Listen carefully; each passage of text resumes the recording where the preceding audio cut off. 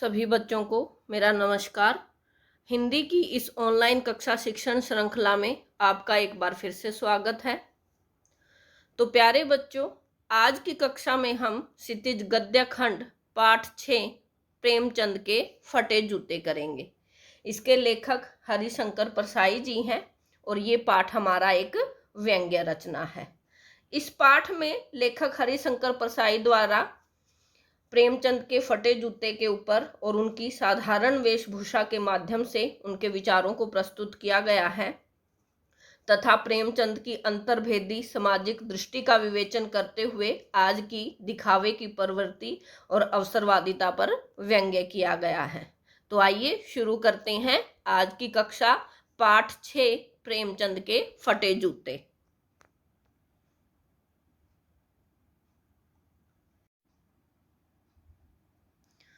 पाठ को शुरू करने से पहले हम लेखक हरिशंकर परसाई जी का जीवन परिचय जान लेते हैं।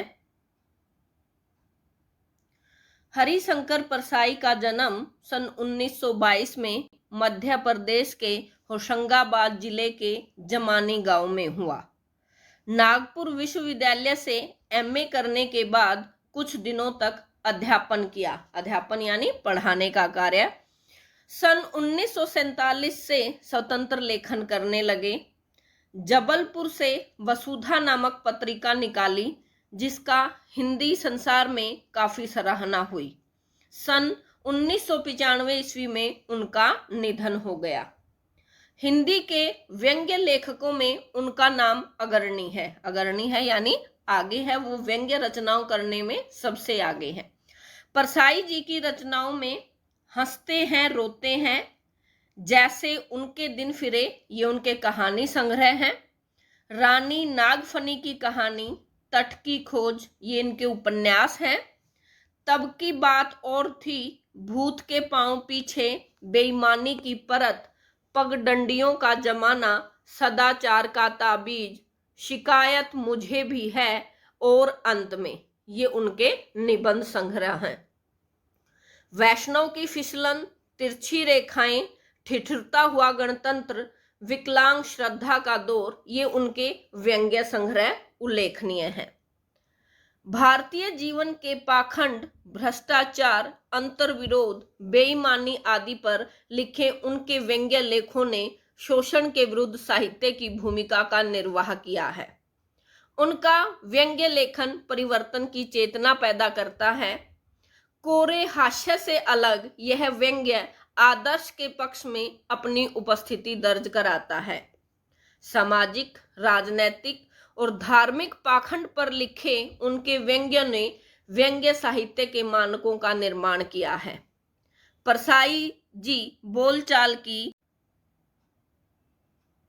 सामान्य भाषा का प्रयोग करते हैं, किंतु संरचना के अनूठेपन के कारण उनकी भाषा की मारक क्षमता बहुत बढ़ जाती है। यानी उन्होंने अपने लेखों में सामान्य बोलचाल की भाषा का प्रयोग किया है, लेकिन उनकी जो भाषा की बनावट है वो जो है सामने वाले पर बिल्कुल तीखा प्रहार करती है।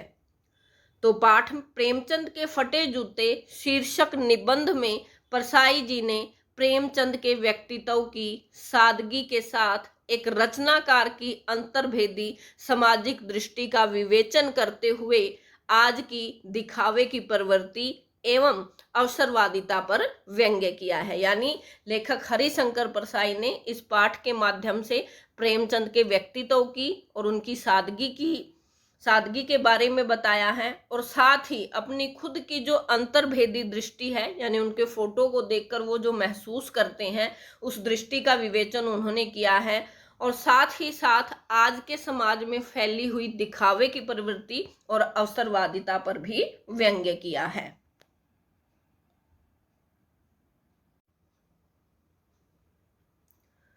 प्रेमचंद का एक चित्र मेरे सामने है। पत्नी के साथ फोटो खिंचा रहे हैं।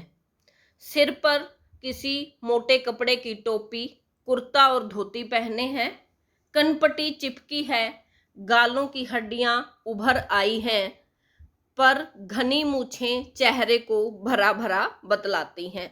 यानी इन पंक्तियों के माध्यम से लेखक ने जो है प्रेमचंद के बाहरी व्यक्तित्व का वर्णन किया है कि उन्होंने मोटे कपड़े की टोपी पहन रखी है, कुर्ता और धोती पहने हुए हैं, कनपट्टी चिपकी हुई है, यानी चेहरा उनका पतला है और गालों की जो हड्डियां बाहर निकल आई हैं, लेकिन भारी मूछें होने के कारण या घनी मूछें होने के कारण चेहरा जो है वो भरा भरा लग रहा है। पाँव में कैनवस के जूते हैं जिनके बंद बेतरतीब बंधे हैं। बंद होते हम लेसिस भी कह सकते हैं, फीते भी कहते हैं। तो लापरवाही से उपयोग करने पर बंद के सिरों पर की लोहे की पतरी निकल जाती है और छेदों में बंद डालने में परेशानी होती है, तब बंद कैसे भी कस लिए जाते हैं। यानी जो हमारे जूते के फीते होते हैं उनके ऊपर एक लोहे की पतरी लगी होती है, अगर हम उसका सही से उपयोग नहीं करते तो वो लोहे की पतरी निकल जाती है और जब हम छेदों में से फीते डालते हैं तो उस समय हमें बहुत परेशानी होती है। ऐसा ही प्रेमचंद के फोटो में दिखाया गया है। दाहिने पांव का जूता ठीक है मगर बाएं जूते में बड़ा छेद हो गया है जिसमें से अंगुली बाहर निकल आई है। मेरी दृष्टि इस जूते पर अटक गई है। यानी लेखक जो है प्रेमचंद के फोटो को देखकर उनकी दृष्टि प्रेमचंद के जूतों पर अटक जाती है कि फोटो में भी उन्होंने फटे हुए जूते डाले हुए हैं। सोचता हूं फोटो खिंचाने की अगर यह पोशाक है तो पहनने की कैसी होगी। यानी वो फोटो लेखक को सोचने पर मजबूर कर देती है कि एक इतना बड़ा साहित्यकार जो फोटो खिंचाने के लिए ऐसी पोशाक पहनता है तो घर पहनने पर साधारण पोशाक उसकी कैसी होगी। यानी कहने का अभिप्राय है कि जब भी हम फोटो वगैरह करवाने जाते हैं तो अच्छे से तैयार होके जाते हैं। नहीं, इस आदमी की अलग अलग पोशाकें नहीं होंगी, इसमें पोशाकें बदलने का गुण नहीं है। यहाँ पर उनकी जो है गरीबी का भी वर्णन किया गया है कि प्रेमचंद जी के पास इतने पैसे नहीं थे कि वो अलग अलग पोशाकें बदल सके। यह जैसा है वैसा ही फोटो में खिंच जाता है। यानी जैसे प्रेमचंद जी वास्तविक जीवन में थे वैसे ही वो फोटो में दिख रहे थे। यानी वो दिखावे की प्रवृत्ति से, पाखंड की प्रवृत्ति से बहुत दूर थे। मैं चेहरे की तरफ देखता हूं, क्या तुम्हें मालूम है मेरे साहित्यिक पुरखे कि तुम्हारा जूता फट गया है। वो प्रेमचंद जी को साहित्यिक पुरखे बुलाते हैं क्योंकि उन्होंने हमारा बहुत सारा साहित्य लिखा है, तो इसीलिए उन्हें साहित्यिक पुरखे यानी जो हमारे पूर्वज होते हैं तो उनको भी उन्होंने अपना साहित्यिक पूर्वज कहा है कि तुम्हारा जूता फट गया है और उंगली बाहर दिख रही है। क्या तुम्हें इसका जरा भी एहसास नहीं, जरा लज्जा, संकोच या झेप नहीं है। झेप जो है उसको शर्म ही कहा जाता है कि तुम्हारा जूता फटा हुआ है और तुम फोटो खिंचा रहे हो, इस बात से तुम्हें शर्म नहीं आती। क्या तुम इतना भी नहीं जानते कि धोती को थोड़ा नीचे खींच लेने से उंगली ढक सकती है, मगर फिर भी तुम्हारे चेहरे पर बड़ी बेपरवाही, बड़ा विश्वास है। फोटोग्राफर ने जब रेडी प्लीज कहा होगा तब परंपरा के अनुसार तुमने मुस्कान लाने की कोशिश की होगी। दर्द के गहरे कुएं के तल में कहीं पड़ी मुस्कान को धीरे धीरे खींचकर ऊपर निकाल रहे होंगे कि बीच में ही क्लिक करके फोटोग्राफर ने थैंक यू कह दिया होगा। विचित्र है यह अधूरी मुस्कान। यह मुस्कान नहीं, इसमें उपहास है, व्यंग्य है। उपहास यानी मजाक उड़ाना और व्यंग्य यानी किसी के ऊपर बात के माध्यम से चोट करना। तो वो कहते हैं तुम्हारी जो ये अधूरी मुस्कान है ये सिर्फ मुस्कान नहीं है, इसमें तुम दूसरे लोगों का मजाक भी उड़ा रहे हो और उन पर चोट भी कर रहे हो। क्योंकि प्रेमचंद जी जैसे थे वो वैसा ही दिखना पसंद करते थे। वो उन लोगों का मजाक उड़ाते हैं, उन लोगों को व्यंग्य करते हैं जो दिखावे में विश्वास करते हैं।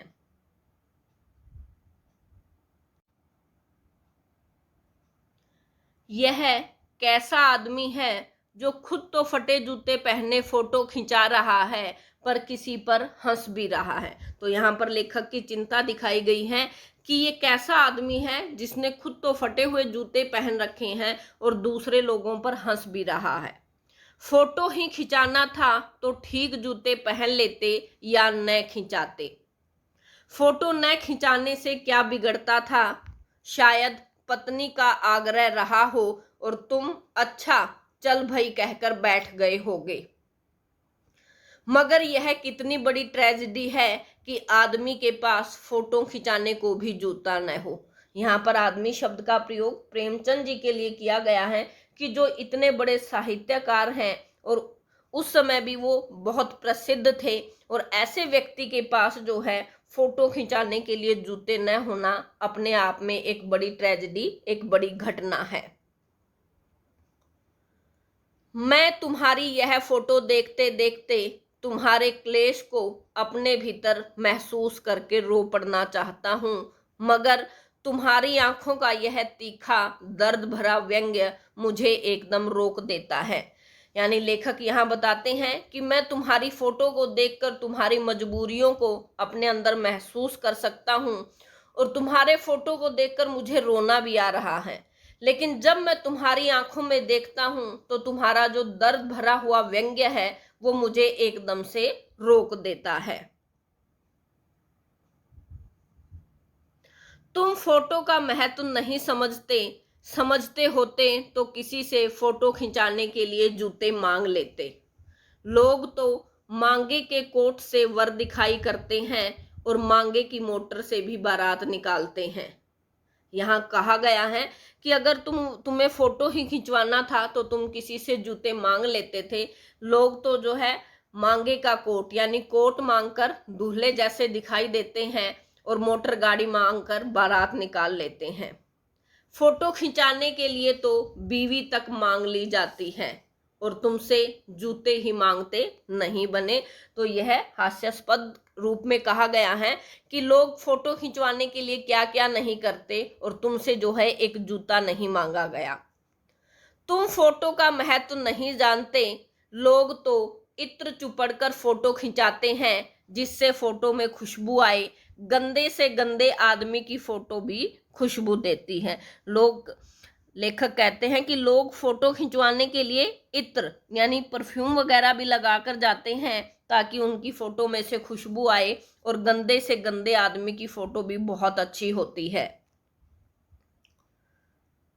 टोपी 8 आने में मिल जाती है और जूते उस जमाने में भी 5 रुपए से कम में क्या मिलते होंगे। जूता हमेशा टोपी से कीमती रहा है। अब तो जूते की कीमत और बढ़ गई है। एक जूते पर 2500 टोपियां निछावर होती हैं। तुम भी जूते और टोपी के अनुपातिक मूल्य के मारे हुए थे, यानी तुम्हारे पास इतने पैसे नहीं थे कि तुम जूते खरीद सको। यह विडंबना मुझे इतनी तीव्रता से पहले कभी नहीं चुभी जितनी आज चुभ रही है जब मैं तुम्हारा फटा हुआ जूता देखता हूँ। तुम महान कथाकार, उपन्यास सम्राट, युग परिवर्तक, जाने क्या क्या कहलाते थे, मगर फोटो में भी तुम्हारा जूता फटा हुआ है। तो यहाँ पर लेखक कहते हैं कि तुम इतने बड़े कथाकार थे, उपन्यास सम्राट थे, युग परिवर्तक थे उस समय, और उस समय भी तुम्हारे पास पहनने के लिए अच्छे जूते नहीं थे। यानी लेखक को जो है प्रेमचंद पर तरस भी आ रहा है कि उनकी दशा जो है अच्छी नहीं थी, इसीलिए फोटो में भी उनका जूता फटा हुआ है और शान से जो है वो अपनी फोटो खिंचा रहे हैं। मेरा जूता भी कोई अच्छा नहीं है, यूं ऊपर से अच्छा दिखता है, उंगली बाहर नहीं निकलती, पर अंगूठी के नीचे से तला फट गया है। अब यहाँ पर लेखक अपने जूते और प्रेमचंद जी के जूते की तुलना करता है। अंगूठा जमीन से घिसता है और पैनी मिट्टी पर कभी रगड़ खाकर लहूलुहान भी हो जाता है। पूरा तला गिर जाएगा, पूरा पंजा छिल जाएगा, मगर उंगली बाहर नहीं दिखेगी। तुम्हारी उंगली दिखती है पर पांव सुरक्षित है, मेरी उंगली ढकी है पर पंजा नीचे से घिस रहा है। तुम पर्दे का महत्व ही नहीं जानते, हम पर्दे पर कुर्बान हो रहे हैं। यहाँ पर पर्दे का मतलब दिखावे से है कि तुम दिखावा बिल्कुल नहीं जानते, इसलिए तुम्हारी उंगली बाहर है और तुम्हारा पाँव भी सुरक्षित है, लेकिन हम पर्दे पर कुर्बान हो जाते हैं। हमारी उंगली नहीं दिखनी चाहिए, पंजा चाहे घिसकर लहूलुहान हो जाए।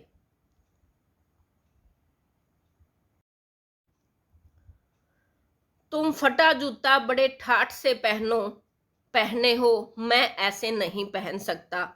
फोटो तो जिंदगी भर इस तरह नहीं खिंचाऊं, चाहे कोई जीवनी बिना फोटो के ही छाप दे। तुम्हारी यह व्यंग्य मुस्कान मेरे हौसले पस्त कर देती है, मुझे हरा देती है। क्या मतलब है इसका, कौन सी मुस्कान है यह? क्या होरी का गोदान हो गया?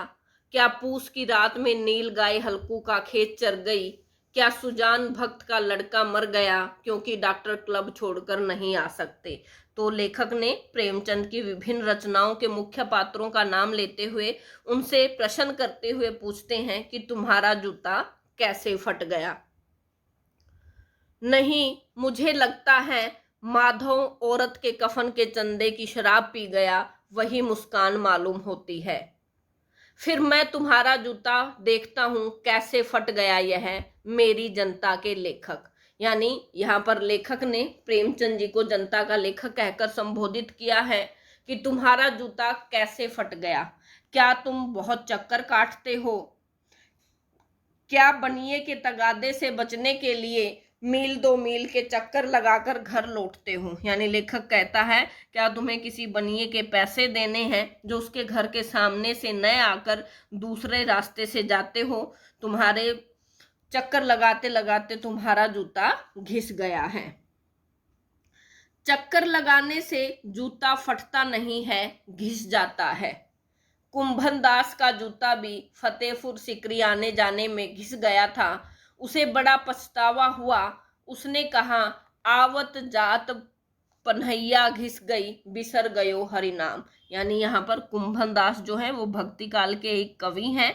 उनका वर्णन किया गया है कि जब राजा ने उन्हें सम्मानित करने के लिए फतेहपुर सिकरी बुलाया था तो उन्होंने कहा था, ऐसे इनाम को लेकर मैं क्या करूंगा जहां आने जाने में ही जूता घिस गया हो और वो भगवान के नाम को भूल गए हूं। तो कुंभन दास जी भक्तिकालीन कवि थे कि उनका जूता भी फतेहपुर सिकरी आने जाने में घिस गया था और वो भगवान के नाम को भी भूल गए थे। और ऐसे बुलाकर देने वालों के लिए कहा था कि जिनके देखे दुख उपजत है, तिनको करबो परे सलाम। तो कुंभन दास जी ने कहा था कि जिनको देखने से ही दुख मिलता है या जो दुख देते हैं, ऐसे व्यक्तियों से तो हमें दूर से ही सलाम कर लेना चाहिए। चलने से जूता घिसता है, फटता नहीं।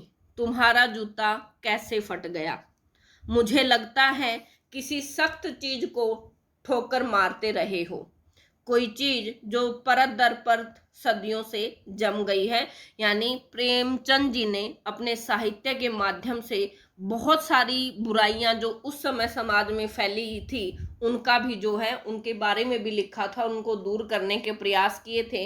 इसीलिए लेखक ने कहा है कि सदियों से जमी हुई बुराइयों को तुम ठोकर मार रहे हो, उसे शायद तुमने ठोकर मार मार कर अपना जूता फाड़ लिया। कोई टीला, टीला होता है मिट्टी का ढेर कह सकते हैं, पत्थर का छोटा रूप, पर्वत का छोटा रूप कह सकते हैं। कोई टीला जो रास्ते पर खड़ा हो गया, उस पर तुमने अपना जूता आजमाया। यानी कोई मुसीबत जो तुम्हारे रास्ते में आती है तो उसे तुम ठोकर मारते हुए चलते हो, उसी कारण तुम्हारा जूता फट गया है। तुम उसे बचाकर उसके बगल से भी तो निकल सकते थे। यानी तुम जो है मुसीबतों को देखकर रास्ता भी तो अपना बदल सकते थे, टीलों से समझौता भी तो हो जाता। सभी नदियां पहाड़ थोड़े ही फोड़ती हैं, कोई रास्ता बदलकर घूमकर भी तो चली जाती हैं। यानी तुम भी जो है समस्याओं को छोड़कर दूसरा रास्ता अपना सकते थे, लेकिन तुमने ऐसा नहीं किया क्योंकि तुम समझौता कर नहीं सके। क्या तुम्हारी भी वही कमजोरी थी जो होरी को ले डूबी, वही नेम धर्म वाली कमजोरी। तो यहाँ पर प्रेमचंद जी का जो गोदान उपन्यास है उसका मुख्य पात्र होरी है। वो भी अपना जो है नेम धर्म नहीं छोड़ सका था, इसीलिए सारी जीवन परेशानियों से लड़ता रहा। तो ऐसे ही लेखक कहते हैं, क्या तुम्हारी भी होरी की तरह नेम धर्म था जो तुमने नहीं छोड़ा, और वही जो है तुम्हारे लिए मुक्ति का साधन था। तुम्हारी यह पांव की अंगुली मुझे संकेत करती सी लगती है कि जिसे तुम घृणित समझते हो उसकी तरफ हाथ की नहीं, पांव की उंगली से इशारा करते हो। यानी लेखक कहता है कि लोग तो हाथ की उंगली से इशारा करते हैं बुराई की तरफ, लेकिन तुम अपने पांव की उंगली से, यानी जिससे तुम घृणा करते हो, नफरत करते हो, उसकी तरफ हाथ की उंगली नहीं बल्कि पांव की उंगली से इशारा करते हो। तुम क्या उसकी तरफ इशारा कर रहे हो जिसे ठोकर मारते मारते तुमने जूता फाड़ लिया है। मैं समझता हूं, तुम्हारी उंगली का इशारा भी समझता हूं, और यह व्यंग्य मुस्कान भी समझता हूं। पर मुझ पर या हम सभी पर हंस रहे हो, उन पर जो उंगली छिपाए हुए हैं और तलवा घिसाए चल रहे हैं। यानी तुम उन लोगों की तरफ व्यंग्य मुस्कान या इशारा कर रहे हो जो लोग दिखावे की प्रवृत्ति में विश्वास करते हैं, पाखंड करते हैं। उन पर जो टीले को बराबर बाजू से निकल रहे हैं, यानी टीले को छोड़कर, यानी समस्याओं को छोड़कर उसके बराबर से निकल जाते हैं, उनका सामना नहीं करते। तुम कह रहे हो मैंने तो ठोकर मार मार कर जूता फाड़ लिया है, उंगली बाहर निकल आई पर पांव बच रहा है और मैं चलता रहा। मगर तुमने उंगली को ढांकने की चिंता में तलवे का नाश कर रहे हो, तो चलोगे कैसे। यानी तुम्हारा रास्ता तुम नहीं चल पाओगे, और मैं जो है ठोकर मार कर चलता हूं, इसीलिए आगे चलता जा रहा हूं। मैं समझता हूं, मैं तुम्हारे फटे जूते की बात समझता हूं, उंगली का इशारा समझता हूं, तुम्हारी व्यंग्य मुस्कान समझता हूं। यानी लेखक कहते हैं कि मैं तुम्हें भी समझता हूं, तुम्हारे फटे जूते की बात को समझ रहा हूं, तुम्हारी जो उंगली का इशारा है उसको समझ रहा हूं, और तुम्हारी जो ये व्यंग्य मुस्कान है जो लोगों पर चोट करती है, जो लोग दिखावा करते हैं, तो मैं तुम्हारी इस मुस्कान को भी समझ रहा हूं। तो प्यारे बच्चों, ये थी हमारी आज की कक्षा, प्रेमचंद के फटे जूते। आशा करती हूँ सभी को अच्छे से समझ में आया होगा। यही कार्य आप घर पर करेंगे, यानी पाठ को अच्छे से पढ़ेंगे और समझने का प्रयास करेंगे। फिर मिलते हैं, तब तक के लिए धन्यवाद।